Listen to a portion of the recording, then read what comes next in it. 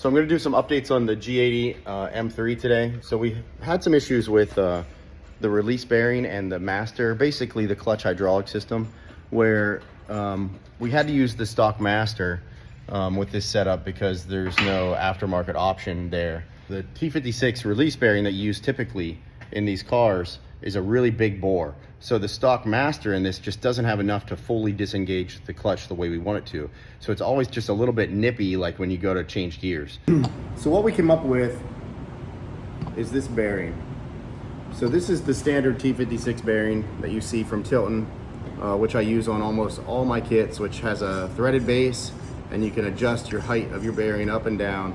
And then this goes on to the T56 like so. You bolt it on and you can adjust it up and down to get your height correct for your clutch height, so that you have the right air gap. So the problem with this is the diameter size and the amount of fluid that the master needs to displace to make this bearing move. So it needs a lot of fluid to move in and out.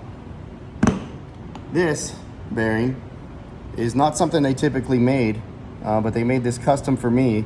So it's a really tiny small bore bearing so that a small bore master can actually work on a T56.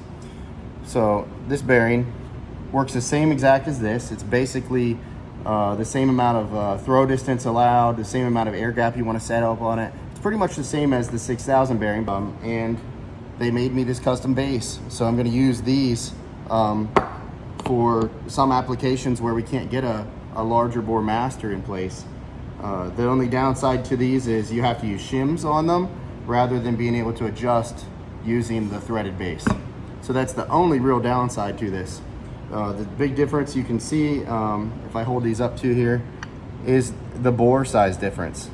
So inside of there, it's a little hard to tell in the video, but you can tell that this one is much tinier inside. So the tolerance, when you slip this on the input shaft, there's only about 1 millimeter of clearance around the input on this bearing.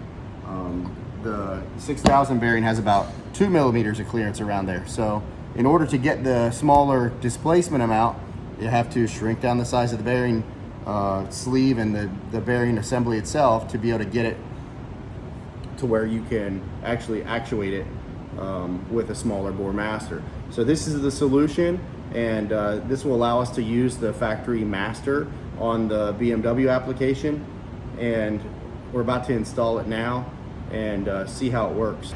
So here's the bearing installed. We're getting ready to put this back up and in place. You can see how it's set up. I actually installed a 1/8 inch shim under here to get my air gap up to the location that I want it, and that's it. That's pretty much it. Pretty quick swap. Trans will go back in, rebleed the system, and we'll see how it works. All the way up. Is that all the way back up? Okay. All the way down? Okay. So this is the first drive with the new bearing installed, and I can already tell that it's releasing a lot higher in the pedal travel. So I can tell that the clutch is releasing more like halfway up the pedal instead of cleared at the bottom.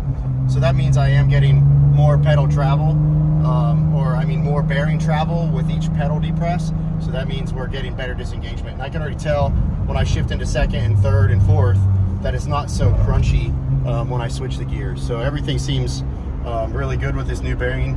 I'm gonna give it to our other customer that is running this kit, and I think it'll make a big difference for him, and I can already tell it's making a big difference for me as well. So normally in this car, second gear was always like kind of crunchy. Now it's like perfectly smooth. Same with third. It's definitely disengaging way better, and I'm liking the way the car's driving already. So just a heads up, anytime you have one of these T56 Magnums in a car and you have like a crunchy feeling when you're trying to shift it, or like a grindy type feeling or a notchy feeling, when the trans is cold, that can be normal. But once the trans is up to temp and you're out there driving around, if you're still getting that like crunchiness, then that means you have a clutch disengagement issue, because these trans should shift super smooth. There should be no clunkiness. Like with this setup down, I'm getting full disengagement. This clutch shifts beautifully, or this trans shifts beautifully. So always check for clutch drag. Hey, we're here at Monster Performance in Melbourne. I'm here with Jazz and Mikey's remote tuning the car. So we're here in the G80 M3 with the T56 kit that I developed, and we got it pretty much to where we want it to be, as far as in the stock form. So this car is still stock with cats. It's got an aftermarket exhaust and intake. So pretty much just trying to get it tuned as far as we can with that setup, and then I'm eventually going to change this out for an intake manifold with port injection and a single turbo setup, and then we'll really push the car to the next level and see what we can do with this manual. Be the world's fastest manual. That would be pretty cool. That'd be pretty cool. We have to do some engine work. World's fastest X58, both in B58 and S58. It'll be super sick. That would be pretty cool. Yeah, that'd be pretty cool. So yeah, we're just dynoing the car today. We're gonna do a pass here and see what it makes. We ended up making 709 horsepower on the last pull, but our video of the dyno didn't work. Thanks, Jazz.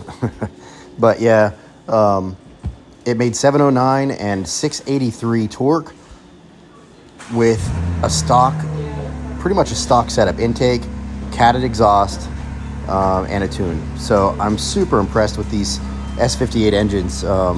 They just don't feel like a typical 3-liter engine. They have so much response, and I'm really into this car now. I'm excited to take it a little bit further and, you know, put the single setup on it and see what it can really do.